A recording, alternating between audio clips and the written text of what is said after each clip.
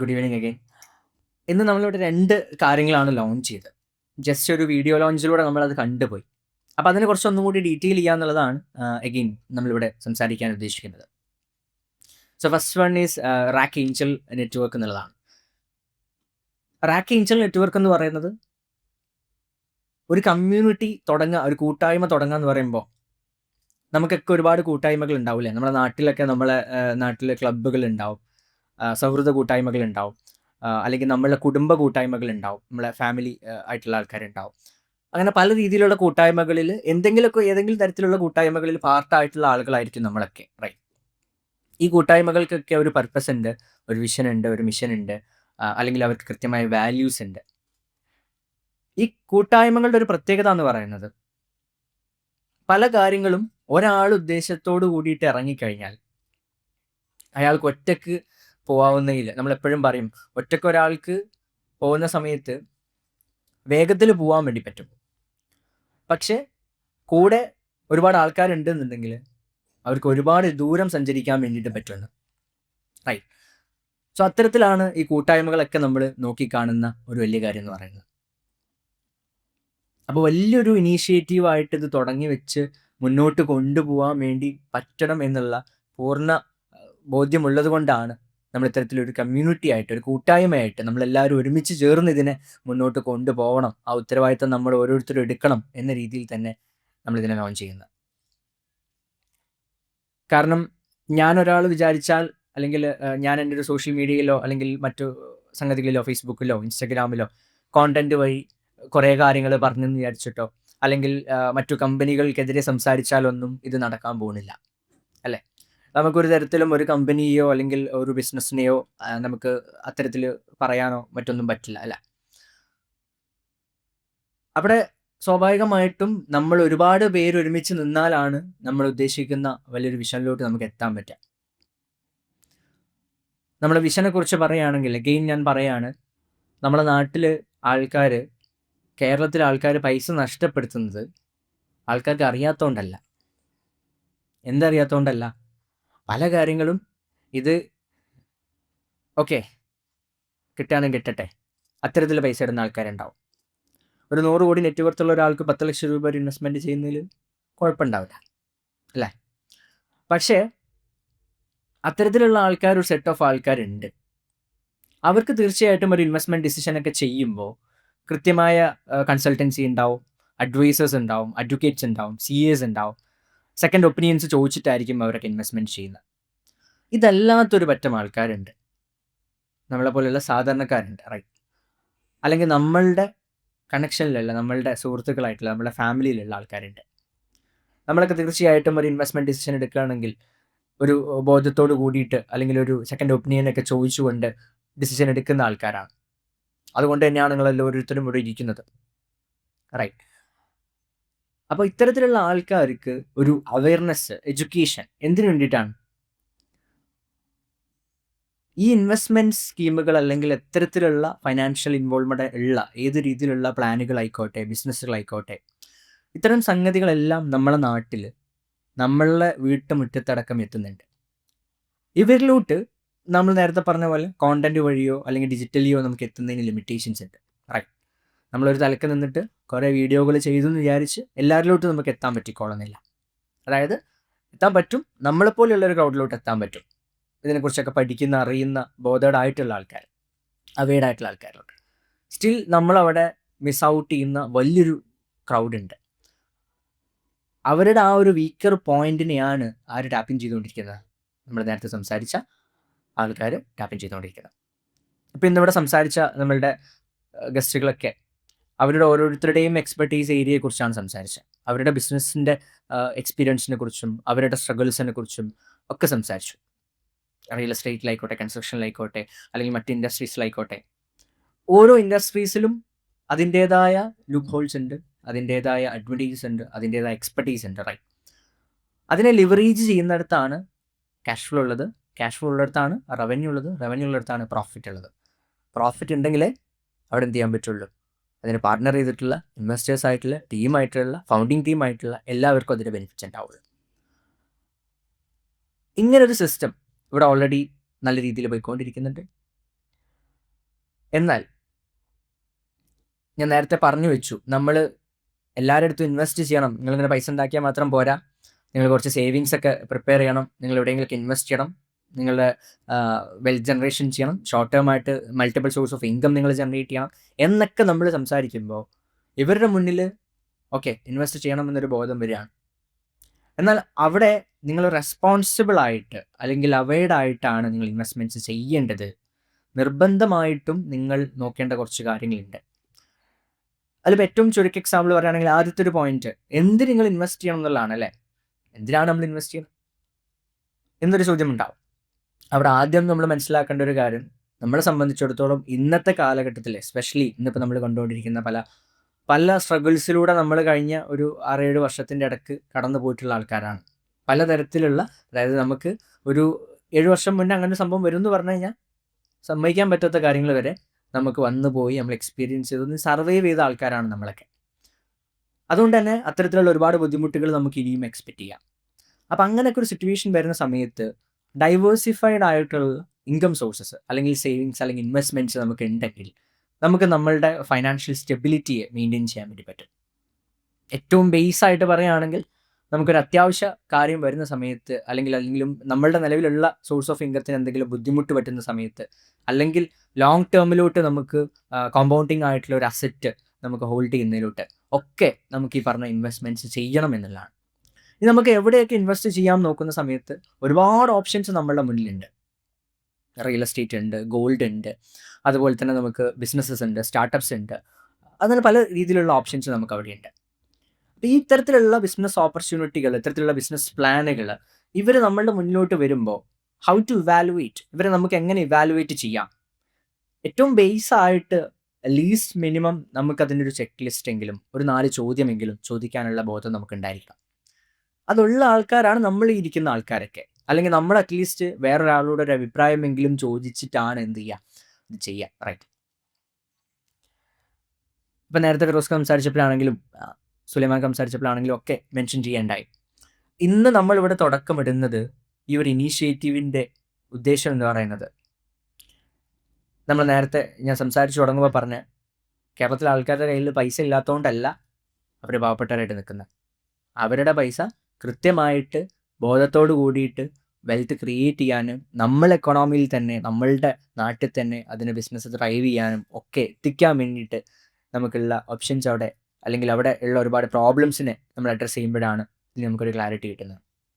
എന്തുകൊണ്ട് ഇവർ ഇൻവെസ്റ്റ് ചെയ്യാൻ പേടിക്കുന്നു? ഏറ്റവും വലിയൊരു കാര്യം അവരുടെ മുന്നിലുള്ളത് ഒരുപാട് സ്കാമുകൾ നടക്കുന്നുണ്ട്. ഓരോ ദിവസവും നമുക്ക് ഓരോ ഫൈനാൻഷ്യൽ സ്കാമുകൾ കാണാൻ പറ്റും, ഓരോ ന്യൂസുകൾ കാണാൻ പറ്റും.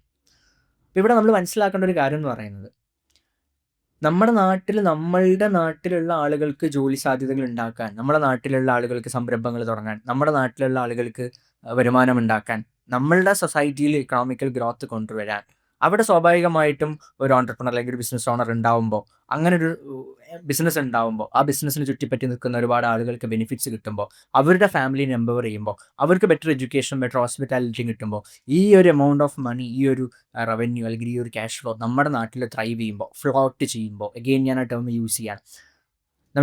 ഞാൻ നേരത്തെ പറഞ്ഞു, മണി എന്ന് പറയുന്ന ഫാക്ടർ, ക്യാഷ് എന്ന് പറയുന്ന ഫാക്ടർ നമ്മളൊരു സ്ഥലത്ത് അങ്ങനെ സ്ട്രിക്റ്റ് ആയിട്ട് ഇരിക്കുകയാണെങ്കിൽ അതിന് വളർച്ച ഉണ്ടാവില്ല എന്ന് മാത്രമല്ല, അതിൻ്റെ വാല്യൂ കുറഞ്ഞുകൊണ്ടിരിക്കും എന്നുള്ളതാണ്. നേരെ പക്ഷേ അത് ഫ്ലോട്ട് ചെയ്തുകൊണ്ടിരിക്കും, അതായത് അത് അനങ്ങിക്കൊണ്ടിരിക്കുമ്പോൾ അതിന് ഗ്രോത്ത് ഉണ്ടാവും എന്നുള്ളതാണ് അതിൻ്റെ പ്രിൻസിപ്പൽ എന്ന് പറയുന്നത്. പക്ഷെ അവിടെ നമുക്ക് ഈ പറഞ്ഞ പോലെ എവിടെയെങ്കിലും കൊണ്ടേ എന്തെങ്കിലും പൈസ കളയാൻ പറ്റുമോ? ഇല്ല. അവിടെ നമുക്ക് കൃത്യമായ ബോധവും നമുക്ക് ഉണ്ടായിരിക്കണം. അത് നമുക്ക് പറഞ്ഞു കൊടുക്കാൻ വേണ്ടി പറ്റണം. അവിടെയാണ് ഈ കമ്മ്യൂണിറ്റിയുടെ ആവശ്യകത വരുന്നത്. നമ്മൾ ഈ ഇരിക്കുന്ന ആൾക്കാർക്കൊക്കെ നമ്മൾ സജഷൻസ് ചോദിക്കാറുണ്ടെങ്കിലും നമ്മൾ ആർക്കും അങ്ങനെ സജഷൻസ് ഒന്നും പറഞ്ഞു കൊടുക്കാറുള്ളത് കുറവായിരിക്കും. പക്ഷേ ഇനി നമ്മൾ ആ ഉത്തരവാദിത്തം ഏറ്റെടുക്കണം. നമ്മൾ ഡ്രഗ്സിനെതിരെയും അതുപോലെ പല സംഗതികൾക്കെതിരെയൊക്കെ ഒരുപാട് അവയർനെസ് ക്യാമ്പയിനുകൾ, ഞാൻ നേരത്തെ പറഞ്ഞ പല കൂട്ടായ്മകളുമായിട്ട് ജോയിൻ ചെയ്ത് നിങ്ങളൊക്കെ പാർട്ടായിക്കൊണ്ട് സംഘടിപ്പിച്ചിട്ടുണ്ടാവും. റൈറ്റ്. അതുപോലെ വലിയൊരു പ്രശ്നമായിട്ട് നിൽക്കുകയാണ് നമ്മളുടെ മുന്നിൽ ഈ പറഞ്ഞ സ്കാമുകളും ഈ പറഞ്ഞ കാര്യങ്ങളൊക്കെ. ഏറ്റവും ഒരു വർഷം 2 വർഷം ഗ്യാപ്പിലാണ് നമുക്ക് ഏകദേശം ഒരു 8,000 കോടി സംതിങ് ഒരു ട്രേഡിംഗ് ആപ്ലിക്കേഷൻ വന്നിട്ട് അതിൻ്റെ അകത്ത് സ്കാം നടന്നത്.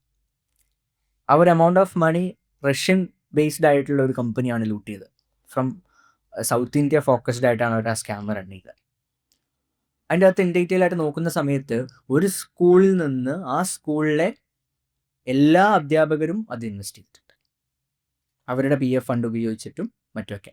എന്നാൽ വലിയൊരു കോമഡി എന്താണെന്ന് വെച്ച് കഴിഞ്ഞാൽ ഇതിലുള്ള ആർക്കും അങ്ങോട്ടും ഇങ്ങോട്ടും അറിയില്ല, ആരും പറഞ്ഞിട്ടില്ല ഞങ്ങൾ ഇൻവെസ്റ്റ് ചെയ്തിട്ടുണ്ടെന്നുള്ള. എല്ലാവരും എന്ത് ചെയ്തു, ഇനിയിപ്പോൾ ഞാൻ ഇൻവെസ്റ്റ് ചെയ്തിട്ടില്ല, എൻ്റെ അടുത്ത് കുറേ പൈസ ഒക്കെ ഉണ്ടെന്ന് അവനെ അറിയുമല്ലോ. ഇങ്ങനെയൊക്കെ ഒരു പ്രശ്നമാണ് നമ്മുടെ നാട്ടിൽ. അവിടെയുള്ള ഏറ്റവും വലിയ പ്രശ്നം എന്താ, നമ്മളെ വീട്ടിലൊന്നും നമ്മളുടെ ഡൈനിങ് ടേബിളിൽ പൈസയെക്കുറിച്ച് സംസാരിക്കാറില്ല, അല്ലെങ്കിൽ അസറ്റിനെ കുറിച്ച് സംസാരിക്കാറില്ല. ഒരു പ്രായം എത്തുന്നത് വരെ നമ്മളെ കുട്ടികളൊന്നും ഇതെങ്ങനെ കൈകാര്യം ചെയ്യേണ്ടതെന്ന് നമ്മൾ പഠിപ്പിക്കാറില്ല, അല്ലേ? നമ്മൾ പോക്കറ്റ് മണി ആയിട്ടൊക്കെ ആരെങ്കിലും നമ്മുടെ കുട്ടികൾക്കൊക്കെ പൈസ കൊടുത്തു കഴിഞ്ഞാൽ നമ്മൾ ആദ്യം പറയാം എന്താ, ആൻ്റെ അടുത്ത് നിന്ന് ചിലവാക്കും, പൈസയാണ്, പൈസ എനിക്ക് ഉപയോഗിക്കാനുള്ള സമയമായിട്ടില്ല, നമ്മളത് വാങ്ങി വെക്കും. അപ്പോൾ ഇവർക്ക് ആ പൈസ എന്ന് പറയുന്ന ഫാക്ടർ എന്തോ ഒരു പേടിപ്പെടുത്തുന്ന ഒരു സാധനമായിട്ട് ക്രിയേറ്റ് ചെയ്യപ്പെടാം. നേരെ മറിച്ച് അതിനെ എങ്ങനെ നല്ല രീതിയിൽ ഉപയോഗിക്കാം, അതുകൊണ്ട് നിനക്ക് ഒരു സേവിങ്സ് ഉണ്ടാക്കാം, അല്ലേ? നമ്മൾ പലപ്പോഴും പല കാര്യങ്ങളും ചെയ്യുന്നതാണ്. നമ്മൾ ചെറിയ രീതിയിലുള്ള സേവിങ്സുകളൊക്കെ സെറ്റപ്പ് ചെയ്യും, അവരുടെ പേരിലും അവരെ കൊണ്ട് ചെയ്യിപ്പിക്കും. അങ്ങനത്തെ രീതിയിലുള്ള അവരുടെ ചെറിയ ചെറിയ ആഗ്രഹങ്ങളൊക്കെ അതിലൂടെ നിറവേറ്റാൻ നമ്മൾ പഠിപ്പിച്ചു കൊടുക്കും. അപ്പോൾ അവിടെ പല സംഗതികളിലും ഇത് ലാക്ക് ചെയ്യുന്നുണ്ട്, ഈ ഒരു അവയർനെസ് ലാക്ക് ചെയ്യുന്നുണ്ട്. ഇതിലുള്ള ഏറ്റവും വലിയ പ്രശ്നം, നമ്മൾ ഈ ഒരു അവയർനെസ് കൊടുക്കാം എന്ന് നമ്മൾ ഉദ്ദേശിച്ച് ഉത്തരവാദിത്വം എടുത്ത് ചെയ്യാമെന്ന് സ്റ്റാർട്ട് ചെയ്യാമെന്ന് വിചാരിച്ച് വെക്കുമ്പോൾ ഞാൻ നേരത്തെ പറഞ്ഞ പ്രശ്നം, ഇവരിലോട്ട് എങ്ങനെ റീച്ച് ചെയ്യും, ഈ ആളുകളിലോട്ട് എങ്ങനെ നമ്മൾ എത്തും, അവിടെയാണ് നമുക്കുള്ള ഏറ്റവും വലിയ ചലഞ്ച്. അവിടെ ഞാൻ നോക്കുമ്പോൾ എനിക്ക് മാക്സിമം ചെയ്യാവുന്നതിന് ഒരു ലിമിറ്റ് ഉണ്ട്, അല്ലേ? ഇപ്പോൾ നമ്മളൊരു ഡ്രഗ് ഫ്രീ ക്യാമ്പയിൻ എന്ന് പറയുന്ന പോലെ നമ്മൾ സ്കാം ഫ്രീ സൊസൈറ്റി അല്ലെങ്കിൽ സ്കാം ഫ്രീ കേരള എന്ന് പറഞ്ഞിട്ട് നമ്മളൊരു ക്യാമ്പയിനൊക്കെ സ്റ്റാർട്ട് ചെയ്തിട്ട് വേണമെങ്കിൽ ട്രെയിനിങ്ങുകളും കാര്യങ്ങളൊക്കെ നമുക്ക് കൊടുക്കാം. പക്ഷേ എവിടെ വരെ കൊടുക്കാൻ പറ്റും? ഞാൻ ഭാഗമായിട്ടുള്ള കൂട്ടായ്മകൾ അല്ലെങ്കിൽ എൻ്റെ നെറ്റ്വർക്കുമായി കണക്ട് ചെയ്തിട്ടുള്ള കൂട്ടായ്മകളിലൊക്കെ എന്നെ കൊണ്ടാവുന്ന വിധം ഞാൻ എത്തിക്കുമായിരിക്കും. എന്നാൽ ഇന്നത്തെ സിറ്റുവേഷനിൽ നമ്മൾ ഇതിനെക്കുറിച്ച് മനസ്സിലാക്കുമ്പോൾ നമ്മളിലെ ഓരോരുത്തരുടെയും കുടുംബ സംഗമങ്ങളിൽ വരെ ഇതിൻ്റെ ക്ലാസ്സുകളും അവയർനെസ്സുകളും കൊടുക്കേണ്ടിയിരിക്കുന്നു എന്നുള്ളതാണ് നമ്മൾ മനസ്സിലാക്കുന്നത്. കാരണം അത്തരത്തിലാണ് ഇതിൻ്റെ ഒരു പാറ്റേൺ പോകുന്നത്, ഇതിൻ്റെ ഒരു റൂട്ട് പോകുന്നത്. നേരത്തെ പറഞ്ഞ പോലെ തന്നെ മൗത്തായിട്ട് ചെയിനായിട്ട് ഇത് പല രീതിയിലാണ് സ്കാമുകൾ നടക്കുന്നത്. അപ്പോൾ ഈ എമൗണ്ട് ഓഫ് മണി, വെൽത്ത് ഇവിടുന്ന് ലൂട്ട് പോകുന്ന ഈ ഒരു എമൗണ്ട് നമ്മുടെ നാട്ടിൽ നമുക്ക് നമ്മളുടെ സൊസൈറ്റിക്ക് കോൺട്രിബ്യൂട്ട് ചെയ്യേണ്ട, എക്കണോമിയിലോട്ട് കോൺട്രിബ്യൂട്ട് ചെയ്യേണ്ട വെൽത്താണ്. അത് നമുക്ക് അനുവദിക്കാൻ പറ്റില്ല. അതൊന്നാമത്തെ കാര്യം. രണ്ടാമത്തെ കാര്യം, ഇത്തരത്തിൽ ഒരുപാട് സ്കാമുകൾ നടക്കുന്നതുകൊണ്ട് തന്നെ പല ആളുകളും നമ്മുടെ നാട്ടിൽ ഇൻവെസ്റ്റ് ചെയ്യുന്നതിന് പകരം പുറത്ത് രാജ്യങ്ങളിലും പുറത്ത് സ്ഥലങ്ങളിലും എന്ത് ചെയ്യുന്നു, ഇൻവെസ്റ്റ് ചെയ്യുന്നു. അവിടെ സേഫാണ്, അവിടെ കുറച്ചും കൂടി ട്രസ്റ്റബിൾ ആണ് എന്ന രീതിയിലൊക്കെ. അവരുടെ പ്രധാന പ്രശ്നം എന്താണ്? ഇവിടെയുള്ള അവന്യൂസ് ട്രസ്റ്റബിൾ അല്ലാത്തതുകൊണ്ടല്ല, ഇവിടെ ഇത്തരത്തിലുള്ള ഒരുപാട് പ്രശ്നങ്ങളുള്ളതുകൊണ്ടാണ്. അപ്പോൾ ഇതിനെയൊക്കെ അഡ്രസ്സ് ചെയ്യുന്നതിലൂടെ നമുക്ക് നമ്മളുടെ എക്കണോമിയിൽ വലിയൊരു ചേഞ്ച് തന്നെ കൊണ്ടുവരാൻ വേണ്ടി പറ്റും. ആൻഡ് ഇന്ന് നമ്മളിതിവിടെ പ്രഖ്യാപിക്കുമ്പോൾ നമ്മൾ ഓരോരുത്തരും നിൽക്കുന്ന ഈ സൊസൈറ്റിയിൽ, നമ്മൾ ഓരോരുത്തരും നിൽക്കുന്ന ഈ ഒരു കമ്മ്യൂണിറ്റിയിൽ ഒരാളുടെയും പൈസ അനാവശ്യമായി നഷ്ടപ്പെടുന്ന ഒരു സിറ്റുവേഷൻ ഇനി ഉണ്ടാവാതിരിക്കാൻ നമ്മൾ ഓരോരുത്തരും റെസ്പോൺസിബിൾ ആണെന്നുള്ള ഒരു ഉത്തരവാദിത്വമാണ് നമ്മളിവിടെ ഒരുമിച്ച് ചേർന്ന് എടുക്കുന്നതെന്നുള്ള. അതിലോട്ട് കോൺട്രിബ്യൂട്ട് ചെയ്യാൻ, അതിലോട്ട് ഇനീഷ്യേറ്റീവ്സ് ആയിട്ട് കോൺട്രിബ്യൂട്ട് ചെയ്യാൻ, ഈ ഒരു അവയർനെസ്സിനെ സ്പ്രെഡ് ചെയ്യാൻ ആണ് നമ്മൾ ഈ ഒരു സുദിനത്തിൽ എല്ലാവരെയും വിളിച്ചു വരുത്തിയിട്ടുള്ളത്. ഇനി അങ്ങോട്ട് നമ്മളുടെ ഇതിൻ്റെ ഒരു പ്ലാൻ ഓഫ് ആക്ഷനും കൂടി ഷെയർ ചെയ്തിട്ട് ഞാൻ കൺക്ലൂഡ് ചെയ്യാം. നമ്മൾ എന്തിനത് ചെയ്യണം എന്നുള്ളിടത്താണ് ആദ്യത്തെ ചോദ്യം തുടങ്ങുന്നത്. റാക്കിനെ റെപ്രസെൻറ്റ് ചെയ്ത് നിൽക്കുന്ന ഞാൻ, അല്ലെങ്കിൽ റാക്കിൻ്റെ ടീം ഇതെന്തിനു ചെയ്യണം? റാക്കിനെ സംബന്ധിച്ചിടത്തോളം അഗെയിൻ ഞാൻ പറഞ്ഞു, ഓൺടർപ്രണേഴ്സ് ആണ് ഒരു സൈഡിലെങ്കിൽ ഒരു സൈഡിൽ നമുക്ക് ഇൻവെസ്റ്റേഴ്സാണ്. അവിടെ ഇൻവെസ്റ്റേഴ്സിൻ്റെയും ഓൺടർപ്രണേഴ്സിൻ്റെയും പ്രശ്നങ്ങളെക്കുറിച്ച് പഠിച്ച് അവിടെ നമുക്ക് എന്ത് സൊല്യൂഷൻ കൊടുക്കാൻ പറ്റുമെന്ന് പഠിച്ച് അവിടെ നമ്മൾ കൊടുക്കുന്ന സൊല്യൂഷനിൽ നമുക്ക് എങ്ങനെ ലാഭം ഉണ്ടാക്കാം എന്ന് പഠിച്ച് ആ ലാഭത്തിൽ നിന്ന് നമ്മുടെ കൂടെ നിൽക്കുന്ന പാർട്ട്നേഴ്സിന് എങ്ങനെ ബെനിഫിറ്റ് കൊടുക്കാം, അതിന് നമുക്ക് എത്ര ടീം വേണം, എത്ര പൊട്ടൻഷ്യൽ ആവണം, അതിന് എത്ര ഗ്രോത്ത് നമുക്ക് കാണാൻ പറ്റും, അതിനൊരു നെക്സ്റ്റ് ഭാഗം എന്താണ്, ഇതിനെക്കുറിച്ചാണ് റാക്ക് സംസാരിച്ചുകൊണ്ടിരിക്കുന്നത്. റാക്കിനേക്കാൾ ഉച്ചത്തിൽ അല്ലെങ്കിൽ റാക്കിനേക്കാൾ റെസ്പോൺസിബിലിറ്റിയിൽ സംസാരിക്കപ്പെടേണ്ട ഒരു വലിയ വിഷയം, വലിയൊരു വിപത്ത് ഇവിടെ ഉണ്ടെന്ന് മനസ്സിലാക്കുന്നിടത്താണ് റാന് ഉത്ഭവിക്കുന്നത്, റാക്ക് ഏഞ്ചൽ നെറ്റ്വർക്ക്. സോ ഇന്ന് ഇതൊരു വാട്സപ്പ് ഗ്രൂപ്പാക്കി തുടങ്ങാൻ നമ്മൾ ഉദ്ദേശിക്കുന്നില്ല. നമ്മളിതിൻ്റെ അടുത്തൊരു ലെയറിലോട്ട് നമ്മുടെ വെബ്സൈറ്റ്സും അതുപോലെ തന്നെ ഇൻവൈറ്റഡ് ഓൺലി ആയിട്ട്, ആക്സസ് ഓൺലി ആയിട്ട് ഒരു NGO മോഡലിൽ യാതൊരു തരത്തിലുള്ള മെമ്പർഷിപ്പ് ഫീസോ അല്ലെങ്കിൽ കൺസൾട്ടിങ് ഫീസോ ഫെസിലിറ്റേഷൻസോ അങ്ങനത്തെ ഒരു സംഗതികൾ നമ്മളവിടെ ചെയ്യുന്നുമില്ല. അത്തരത്തിലൊരു കമ്മ്യൂണിറ്റി ആയിട്ട് നമ്മൾ തുടങ്ങി വെക്കാം എന്നുള്ള ഉത്തരവാദിത്തമാണ് നമ്മളിവിടെ എടുക്കുന്നത്. അതിനെ തുടർന്ന് കൊണ്ടുപോവേണ്ടത് നമ്മുടെ കമ്മ്യൂണിറ്റിയിലുള്ള ഓരോ മെമ്പറിൻ്റെയും ഉത്തരവാദിത്തമായിട്ടാണ് നമ്മൾ കണക്കാക്കുന്നത്. അത്തരത്തിലുള്ള ഒരുപാട് അവയർനെസ് പ്രോഗ്രാമുകൾ നമ്മളുടെ നാട്ടിൽ നടക്കുന്ന പ്രോഗ്രാമുകളുമായി സംഘടിപ്പിച്ചുകൊണ്ട് അല്ലെങ്കിൽ പ്രോഗ്രാമുമായി കണക്ട് ചെയ്തുകൊണ്ട് അതിലൂടെ നമുക്ക് അറ്റ്ലീസ്റ്റ് ഒരു 15 മിനിറ്റ് അല്ലെങ്കിൽ 30 മിനിറ്റ് സമയമെങ്കിലും കിട്ടിയാൽ ഞാൻ നേരത്തെ പറഞ്ഞ കുറച്ച് ഫാക്ടേഴ്സ്, എന്തിന് ഇൻവെസ്റ്റ് ചെയ്യാം, എവിടെ ഇൻവെസ്റ്റ് ചെയ്യാം, എങ്ങനെയൊക്കെ ഇൻവെസ്റ്റ് ചെയ്യാം, ഇൻവെസ്റ്റ് ചെയ്യുമ്പോൾ ശ്രദ്ധിക്കേണ്ട കാര്യങ്ങൾ, അവിടെ നിങ്ങൾ ചോദിക്കേണ്ട ചോദ്യങ്ങൾ, അവിടെ നിങ്ങൾക്ക് എങ്ങനെ ഒരു സ്കാം അല്ലെങ്കിൽ ഫ്രോഡിനെ നിങ്ങൾക്ക് ബേസിക് ആയിട്ട് പറയുകയാണെങ്കിൽ വലിയ റിട്ടേൺസുകൾ ഓഫർ ചെയ്യുന്ന അല്ലെങ്കിൽ വലിയ ഗ്യാരണ്ടീസ് ഓഫർ ചെയ്യുന്ന അല്ലെങ്കിൽ കൃത്യമായിട്ട് അവരുടെ പ്ലാനുകൾ പ്രോസസ്സുകൾ തിരിച്ചറിയാത്ത അല്ലെങ്കിൽ ഹിഡൻ ആയിട്ടുള്ള കുറേ അജണ്ടാസ് ഉള്ള അത്തരം സംഗതികളിൽ നിന്നൊക്കെ നമുക്ക് കുറേ കാര്യങ്ങൾ മാറ്റി നിർത്താൻ പറ്റും. അങ്ങനെയുള്ള ഒരു ബേസിക് വാല്യുവേഷൻ എങ്കിലും ചെയ്തിട്ട് അടുത്ത ഒരു സംഗതി എന്ന് പറഞ്ഞാൽ ഇൻവെസ്റ്റ് ചെയ്തു, ഇനി ഇതിനെ കൃത്യമായി എങ്ങനെ മോണിറ്റർ ചെയ്യാം, എങ്ങനെ ഇവരെ ട്രാക്ക് ചെയ്യണം, എങ്ങനെ ഇവരുമായിട്ടുള്ള കമ്മ്യൂണിക്കേഷൻ കീപ്പ് ചെയ്യണം, ഇവരുടെ ഗ്രോത്ത് നമുക്ക് എങ്ങനെ മനസ്സിലാക്കാം, ഇവരുടെ റവന്യൂ എങ്ങനെ നമുക്ക് മനസ്സിലാക്കാം, ഈ കാര്യങ്ങളൊക്കെ കുറിച്ച് കൃത്യമായിട്ടുള്ളൊരു ബോധവൽക്കരണം നമ്മൾ ഓരോരുത്തരും റെസ്പോൺസിബിലിറ്റി എടുത്ത് നമ്മളുടെ ഓരോരുത്തരെയും നെറ്റ്വർക്കിലോട്ട് അവയർനെസ് ആയിട്ട് സ്പ്രെഡ് ചെയ്യേണ്ടിയിരിക്കുന്നു എന്നുള്ളത് തന്നെയാണ്.